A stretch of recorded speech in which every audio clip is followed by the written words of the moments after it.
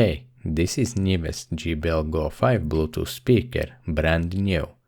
Today I am going to show you how to easily remove the speaker grill, and then I will test the speaker bass excursion in water.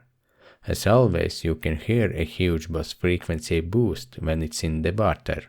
To remove the fabric grill, you need a flat tool, which you insert between both sides of the grill and carefully pry it open. This needs to be done on both sides and also on the upper part of the speaker housing. The speaker grill consists of two parts that need to be removed from the speaker. They are attached to the speaker housing with small plastic hooks, not a single screw. Welcome in 2026. If you haven't subscribed yet, make sure to hit that button because I'm going to look inside and make sound test against other speakers in similar price range. But for now, it's time for a swim.